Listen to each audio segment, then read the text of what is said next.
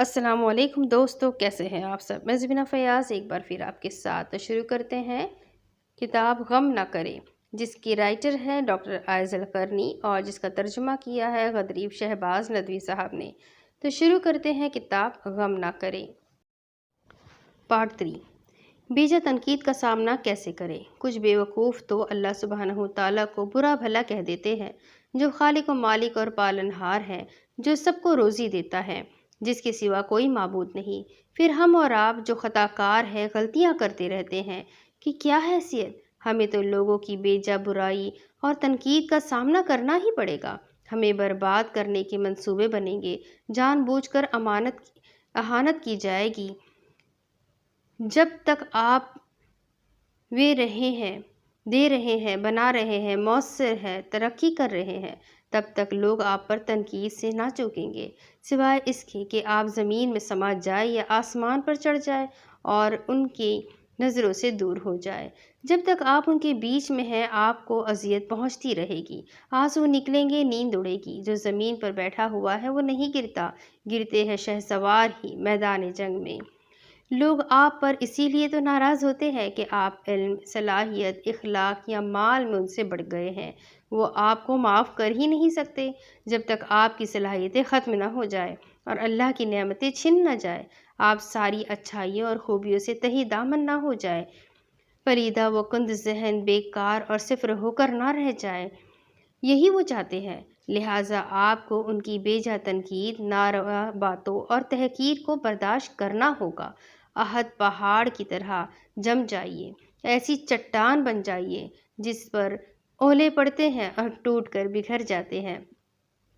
چٹان اپنی جگہ ہی جمی رہتی ہے۔ اگر آپ نے لوگوں کی تنقیدوں کو اہمیت دی تو آپ کی زندگی کو مقدر کر دینے کی ان کی منہ مانگی مراد پوری ہو جائے گی۔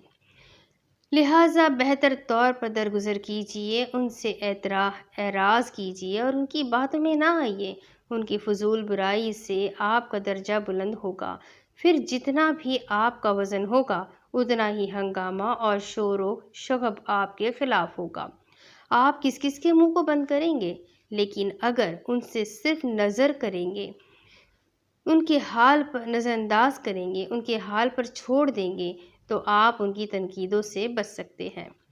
آپ کہہ دیں اپنے غیظ و غضب میں مر جاؤ، یہی نہیں بلکہ آپ اپنے فضائل و محاسن میں اور اضافہ کر کے، اپنی خامیوں کو دور کر کے ان کی زبانوں میں تالا ڈال سکتے ہیں۔ ہاں، اگر آپ یہ چاہیں گے کہ دنیا کے نزدیک تمام عیوب سے بری ہو جائے اور سبھی لوگوں میں مقبول ہو جائے تو یہ ناممکن کی آرزو ہے اور دور کی امید۔ کسی کے شکریہ کا انتظار نہ کریں۔ اللہ تعالیٰ نے بندوں کو اپنی عبادت کے لیے پیدا کیا، انہیں روزی دی کہ اس کا شکر ادا کرے، لیکن اکثر نے عبادت کی تو غیر اللہ کی، شکریہ کیا تو غیر اللہ کا۔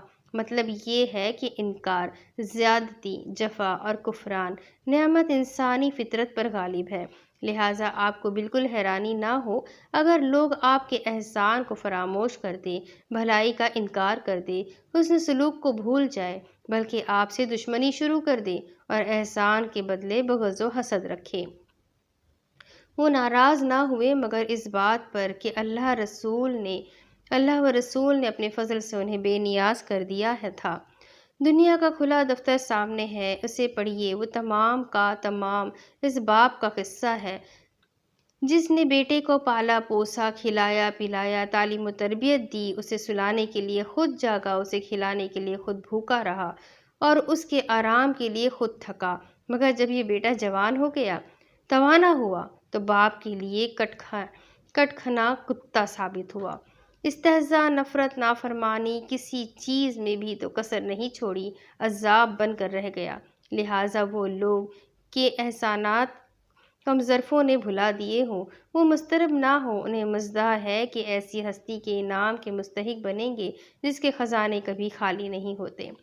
ہمارا مطلب یہ نہیں کہ احسان و سلوک کرنا چھوڑ دیں، بلکہ یہ ہے کہ آپ نیکی کر دریا میں ڈال کے عادی ہو جائیں، کفران نعمت پر رنجیدہ و مایوس نہ ہو، بھلائی کے کام کرے، لوجہ اللہ ایسا کرے کہ کریں گے تو ہر حال میں کامیاب ہوں گے، آپ کو کسی کی ناشکری سے کوئی نقصان نہ ہوگا، آپ احساس کرنے والے ہوں گے، آپ کا ہاتھ اونچا ہوگا جو نچلے ہاتھ سے بہتر ہوتا ہے۔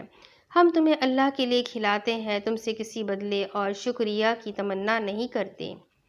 عام لوگوں میں انکار و ناشکری کی جبلت کو بہت سے باشعور بھی بھول جاتے ہیں، گویا انہوں نے ناشکروں کے سلسلے میں وحی الہی کی یہ بات نہ سنی، اور جب انسان کو کوئی تکلیف پہنچتی ہے تو ہم کو پکارتا ہے، لیٹے بھی، بیٹھے بھی، کھڑے بھی۔ پھر جب ہم اس کی تکلیف اس سے ہٹا دیتے ہیں تو ایسا ہو جاتا ہے کہ گویا اس نے اپنی تکلیف کے لیے جو اسے پہنچی تھی کبھی ہمیں پکارا ہی نہ تھا۔ ان حد سے گزرنے والوں کے اعمال کو ان کے لیے اسی طرح خوشنما بنا دیا گیا ہے۔ آپ مضطرب نہ ہو اگر کسی کم ظرف کو قلم دے دے جو اس سے آپ ہی کی حجو لکھنے لگے، یا اگر کسی جاہل کو ڈنڈا تھما دیا جس سے اس نے آپ ہی کا سر پھوڑ دیا۔ آدمی کی نفسیات یہی ہے، جب یہی سلوک ان کا خدا کے ساتھ ہے تو پھر ہما و شما کی کیا بات؟ دوسروں پر احسان سے انشراح صدر ہوتا ہے، خیر بھلائی اور معروف کا نتیجہ اچھا ہوتا ہے۔ لوگوں پر احسان کرنے والا سب سے پہلے خود اس احسان سے مستفید ہوتا ہے، اس کے دل، اخلاق اور ضمیر کو سکون و طمانینت، انشراح اور انبساط محسوس ہوتا ہے۔ لہٰذا جب کوئی رنج و غم کی بات پیش آئے تو دوسروں کے ساتھ کوئی نیکی کر دے، کوئی احسان کر دے، آپ کو سکون و اطمینان حاصل ہوگا۔ کسی محروم کو دے، کسی مظلوم کی مدد کر دے، کسی کو مصیبت سے نکال دے، کسی بھوکے کو کھانا کھلا دے، کسی مریض کی عیادت کر دے، خوشی و خوشبختی آپ پر چھا جائے گی۔ خیر کا کام ایک خوشبو کی مانند ہے، اس کا لانے والا، بیچنے والا اور خریدار سب اس سے مستفید ہوتے ہیں۔ نفسیاتی بھلائیاں وہ بابرکت جڑی بوٹیاں ہیں جو نیکیوں کے دواخانے میں استعمال کی جاتی ہے۔ حسن اخلاق کے بھوکوں پر مسکراہٹیں لٹانا دنیائے اخلاقیات میں صدقہ جاریہ شمار ہوتا ہے کہ اپنے بھائی سے خندہ پیشانی سے ملنا بھی صدقہ ہے۔ چہرے کی اداسی و تاریکی دوسروں کے خلاف اعلان جنگ ہے، جس کے نتائج کا علم علام الغیوب ہی کو ہے۔ ایک طوائف نے پیاس سے مر رہے کتے کو پانی کا ایک گھونٹ پلا دیا اور جنت کی مستحق بن گئی، کیونکہ مالک دو جہاں غفور و رحیم بھی ہے، وہ محسن بھی ہے، احسان سے محبت رکھتا ہے، غنی و حمید ہے۔ لہٰذا ایسے لوگوں کو جنہیں بدبختی، بے چینی اور خوف نے جکڑ رکھا ہو، نیکی اور بھلائی کے باغ کی طرف آنا چاہیے، دوسروں کی مدد، غمگساری، اعانت اور خدمت کرنی چاہیے، انہیں خوشبختی پورے طور پر مل جائے گی۔ کسی کے ساتھ جو بھی احسان کرتا ہے اپنے رب کی خوشنودی کے لیے ہی کرتا ہے، جو یقیناً اس سے خوش ہوگا۔ اب اس کے آگے کی کتاب میں آپ کو اگلی قسط میں پڑھ کر سناتی ہوں۔ امید کرتی ہوں آپ لوگوں کو سمجھ آ رہی ہوگی، بہت ہی اچھی باتیں بتائی جا رہی ہے۔ پارٹ 1، پارٹ 2، پارٹ 3 سارے پارٹ ایک کے بعد ایک میں اپلوڈ کرتی جاؤں گی، آپ لوگ ضرور سنیے گا، آپ کو ضرور بہت سی اچھی باتیں اس کتاب سے ملے گی۔ تو ملتے ہیں اگلے پارٹ میں، تب تک کے لیے اللہ حافظ۔